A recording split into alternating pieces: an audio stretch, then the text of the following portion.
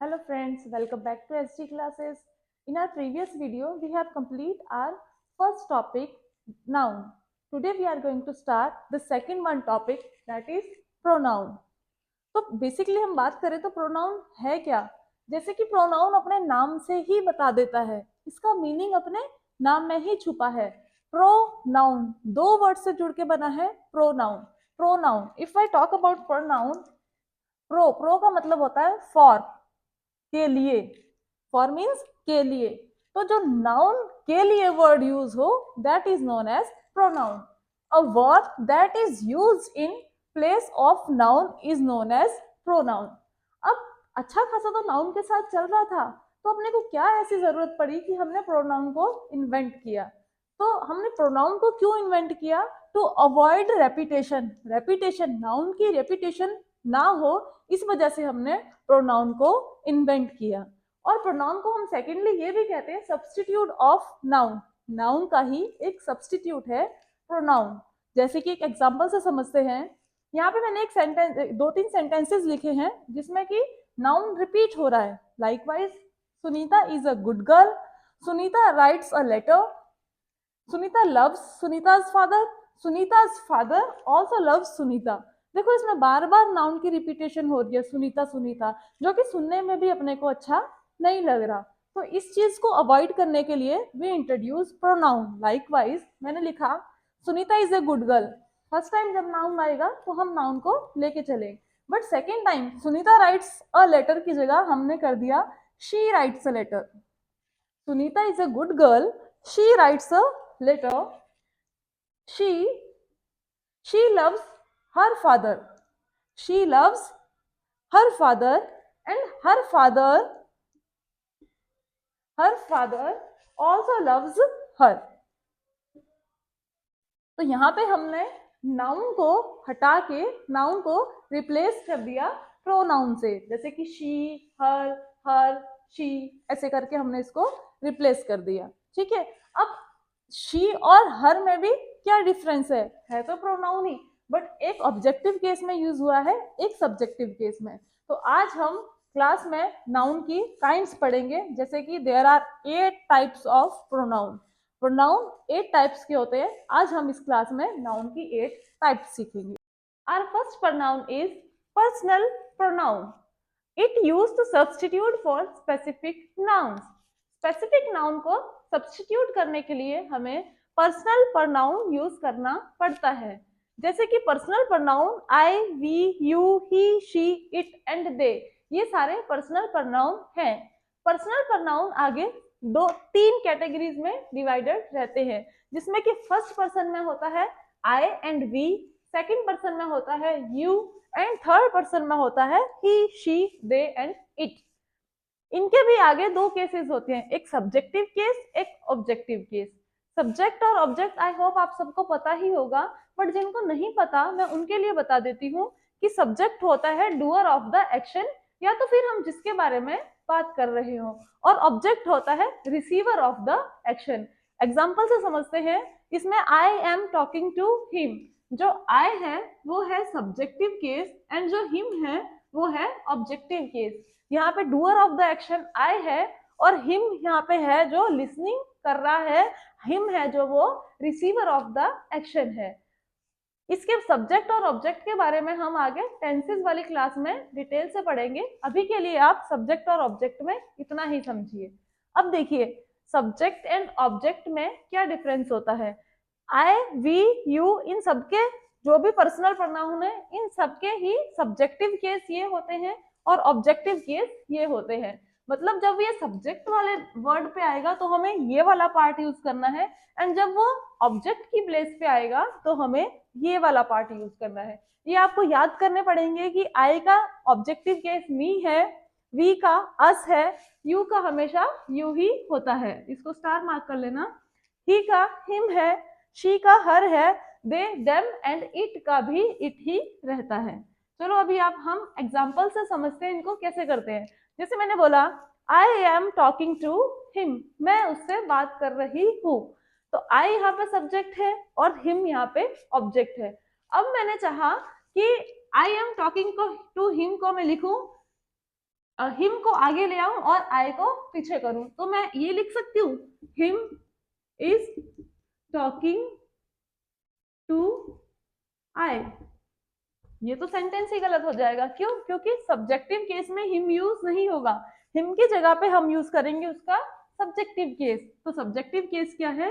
ही। और आई भी नहीं यूज होगा, क्यों? क्योंकि आई की जगह पे भी हम उसका ऑब्जेक्टिव केस अब यूज करेंगे। चलो अगला सेंटेंस में देखते हैं, you are going with her. यहाँ पे ये है प्रोनाउन और ये है प्रोनाउन, ये सब्जेक्टिव केस है और ये ऑब्जेक्टिव केस है। अब इसको हमें चेंज करना है, हर को आगे लेके आना है, तो हर बन जाएगा she. She is going with you. You का यू ही रहेगा, क्योंकि यू का ऑब्जेक्टिव केस यू ही होता है। अच्छा, यहाँ पे मैं कोई एक्टिव पैसिव नहीं करवा रही हूँ आपको, वॉइस नहीं कर रहे हैं हम, उसके रूल्स अलग होते हैं। ये मैं सिर्फ आपको प्रोनाउन के बारे में बता रही हूँ कि प्रोनाउन का सब्जेक्टिव केस कैसा होता है और ऑब्जेक्टिव केस कैसा होता है। अगर हम चाहें भी तो हम इसको बना सकते हैं, अगर हम चाहे वॉइस में भी कन्वर्ट कर सकते हैं। जैसे दे राइट अ लेटर, तो हम लिखेंगे a letter is written by them. ठीक है, तो देम है जो दे का ही ऑब्जेक्टिव केस है। ये देखिए हमने किया है, दे का देम है जो वो ऑब्जेक्टिव केस है। तो ये है सारा पर्सनल प्रोनाउन, जिसमें कि फर्स्ट पर्सन, सेकंड पर्सन और थर्ड पर्सन में डिवीजन रहती है इसकी। और उसके बाद ये सब्जेक्टिव केस इसके ये 7 होते हैं, एंड ऑब्जेक्टिव केस हमारे ये 7 होते हैं। चलिए आइए बढ़ते हैं अगले प्रोनाउन की तरफ। Next one we have possessive pronoun. Possessive pronoun क्या बताता है? Possessive pronoun tell us about the ownership और रिलेशनशिप। किसी दो चीजों के बीच में क्या रिलेशनशिप है या ओनरशिप बताएगा, बिलोंगिंग बताएगा कि ये चीज किसको बिलोंग करती है। जैसे कि दिस इज माई कार, किसकी कार है? मेरी कार है। हालांकि ये सेंटेंस गलत है, यहाँ पे प्रोनाउन नहीं है, हम इस पे डिस्कस करेंगे। पहले हम इसके बारे में डिस्कस करेंगे। तो आई और मी जो कि हमने पर्सनल प्रोनाउन में पढ़ लिए हैं, पर्सनल प्रोनाउन में आई एंड मी का ही पॉजेसिव प्रोनाउन माइन बनता है। Possessive pronoun is the second case of pronoun. जैसे फर्स्ट था पर्सनल प्रोनाउन, सेकंड है पॉजेसिव प्रोनाउन। पॉजेसिव प्रोनाउन आई और मी का माइन बनेगा, वी का आर्स बनेगा, यू का योर्स बनेगा, ही का हिज बनेगा, शी का हर्स बनेगा, दे का देयर्स बनेगा एंड इट का इट्स बनेगा। जैसे कि यहाँ पे हम समझते हैं, यहाँ पे 3 सेंटेंसेस लिखे हैं जो कि रॉन्ग लिखे हुए हैं। दिस इज माई कार, किसकी कार? मेरी कार। बिलोंगिंग तो बता रहा है, रिलेशनशिप बता रहे हैं, ऑनरशिप बता रहे हैं अपने को कि किसकी कार? मेरी कार।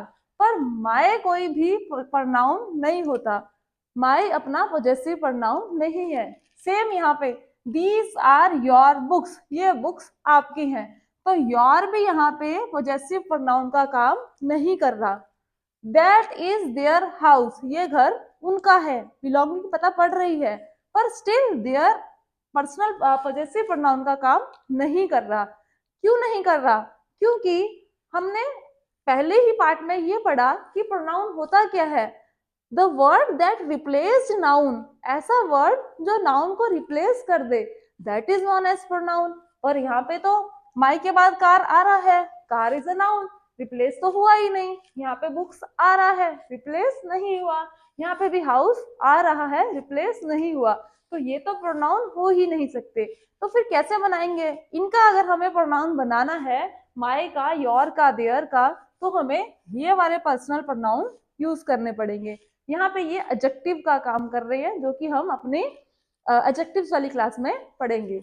इसका करेक्ट बनेगा, दिस इज माई कार का बनेगा दिस कार इज माइन। ठीक है, दीज आर योर बुक्स, नहीं, these books are yours. Fine. जैसे कि दैट इज देयर हाउस, नहीं, क्या बनेगा? That house is theirs.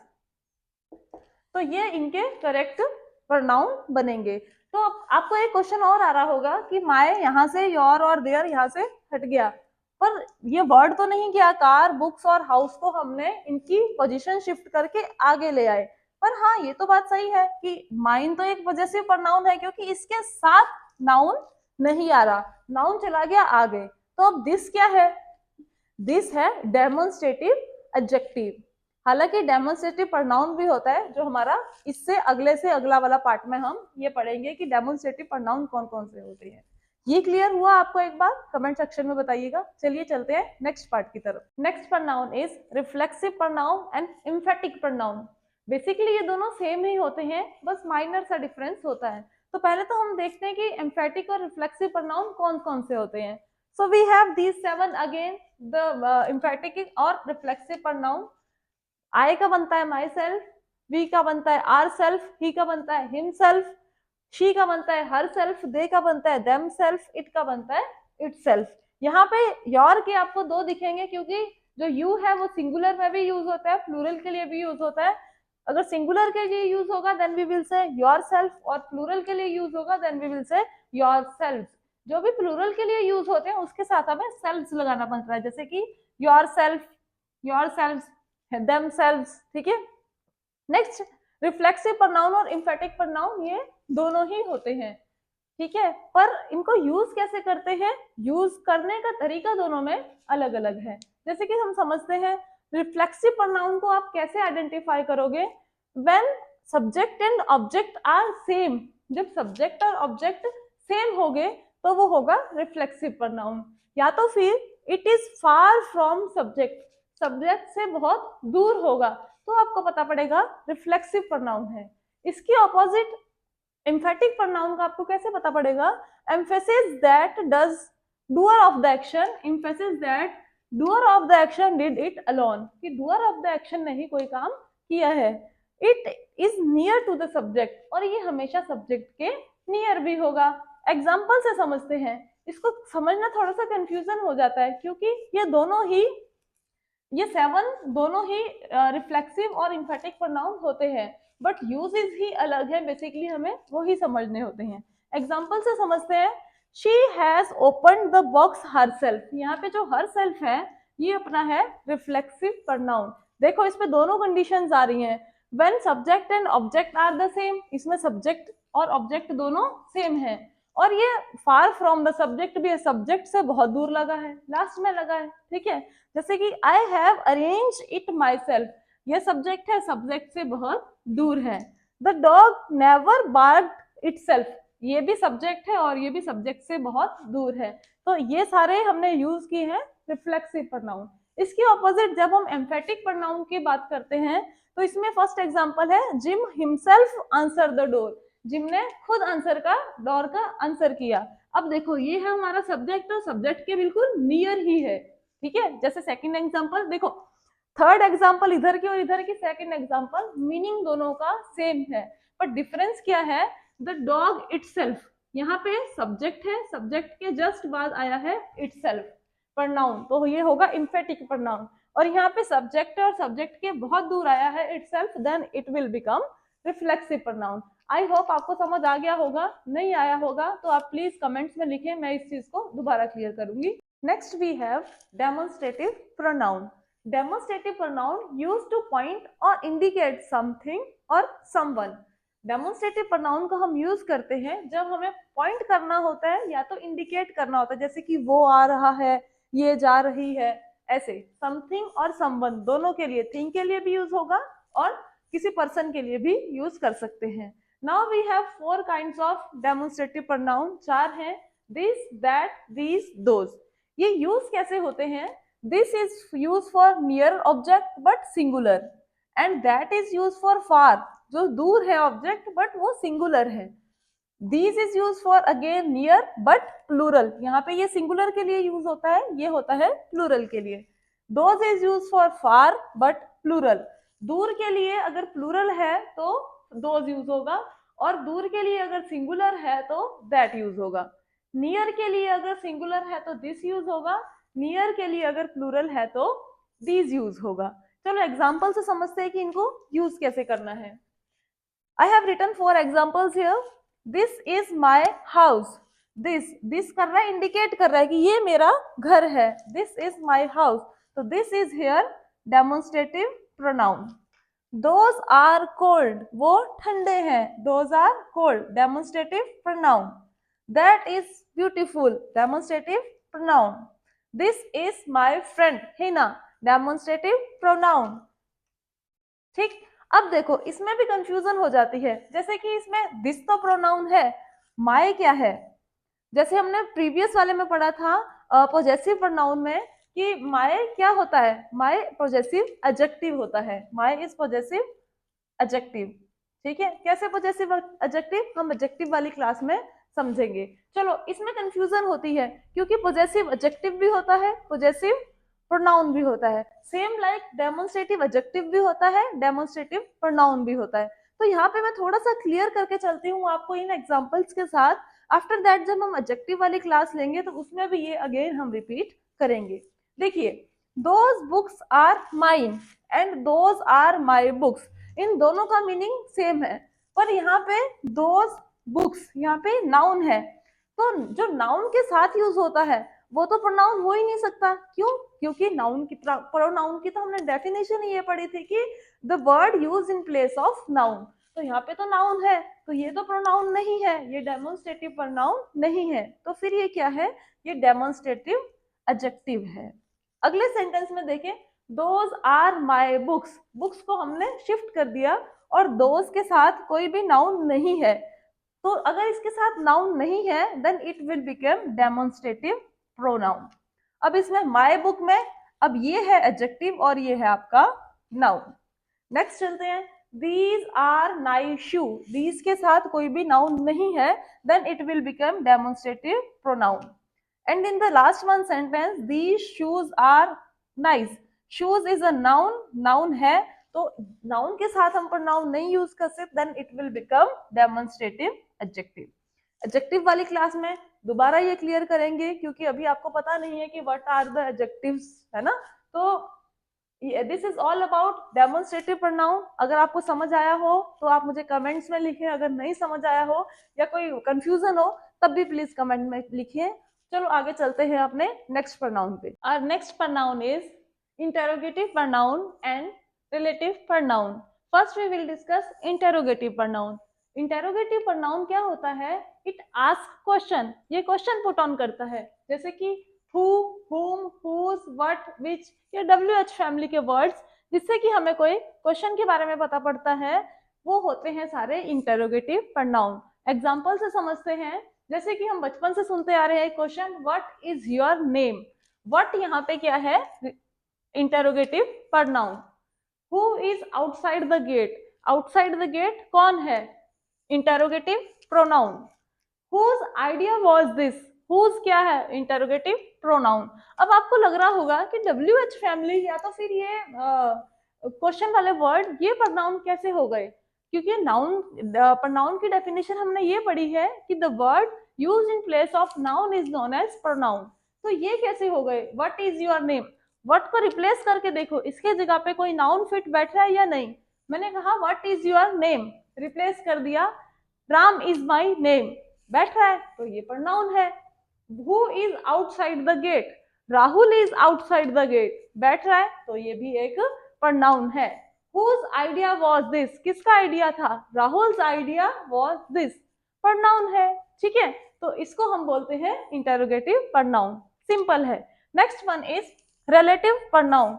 Relative pronoun क्या करता है, इंट्रोड्यूस अ रिलेटिव क्लॉज, एक रिलेटिव क्लॉज के बारे में बताता है, एक लॉन्ग सेंटेंस होगा जिससे ये प्रोनाउन हमें इस पार्ट का फर्स्ट वाले पार्ट से रिलेशन बताएगा, जैसे कि who, whom, whose, that, which, words almost same होंगे बट मीनिंग डिफरेंट हो जाएगा। ठीक है, जैसे कि यहाँ पे हु का मतलब है कौन, यहाँ पे हु का मतलब है जिसने या जो।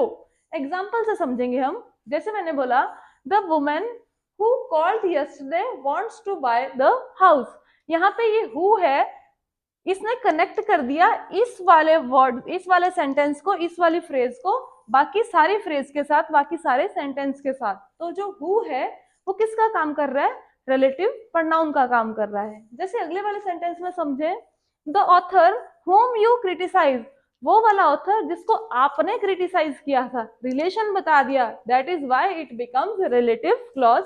इन your reviews was written a letter in reply. वो वाला ऑथर जिसको आपने क्रिटिसाइज किया था, वही वाले ऑथर ने आपके खिलाफ एक कंप्लेंट की है या आपके खिलाफ एक लेटर लिखा है, और कोई भी ऑथर नहीं है, वही ऑथर है जिसके बारे में आपने क्रिटिसाइज किया था। किसने बताया कि ये वही ऑथर है? होम ने बताया। यहाँ पे भी किसने बताया कि ये वही वुमेन है? हु ने बताया, जिसने कि कल घर खरीदने की बात की थी। तो that is relative pronoun. Our seventh pronoun is indefinite pronoun.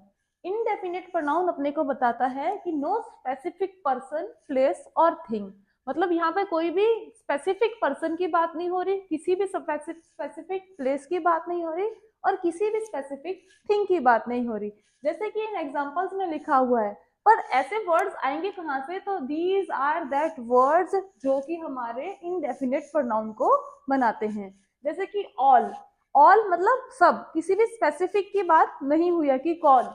Any, any of them, है ना। सम, बॉडी, जिनके पीछे भी बॉडी लग रहा है, जैसे somebody, anybody, nobody. One, someone, no one, anyone. Thing, something, someone, many and each. इस तरीके के जितने भी वर्ड्स हैं वो सारे बनाएंगे इनडेफिनेट प्रोनाउन। जैसे कि someone has just left the house, किसी ने अभी अभी हाउस को छोड़ा है, कोई अभी हाउस से निकला है, पर पता नहीं कौन। ये नहीं पता अपने को कौन, बट हमने कहा समवन, कोई तो था। देखो यहाँ पे स्पेसिफाई नहीं किया है कि राहुल निकला है या सीता निकली है, अपने को नहीं स्पेसिफाई किया गया। That's why it is known as indefinite pronoun. जैसे कि नथिंग इज वर्किंग, कुछ भी काम नहीं कर रहा, यहाँ पे भी स्पेसिफाई कुछ नहीं किया गया है। Many brought gifts today, many बहुत सारे लोगों ने आज गिफ्ट्स लेके आए, पर मैनी में हमें पता पड़ रहा है कि कोई भी स्पेसिफाई अगेन नहीं है, पर हमें पता पड़ रहा है कि बहुत सारे लोग गिफ्ट लेके आए।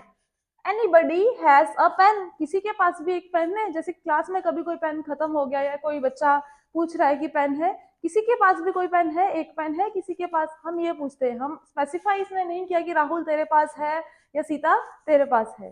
Okay, all went outside to play, सारे के सारे बाहर खेलने चले गए। तो all is also known as indefinite pronoun. ठीक है, चलो बढ़ते हैं अपने नेक्स्ट प्रोनाउन की तरफ। Last pronoun we have reciprocal pronoun. It express mutual action, दो जनों का या दो से ज्यादा लोगों का म्यूचुअल एक्शन ये अपने को बताता है।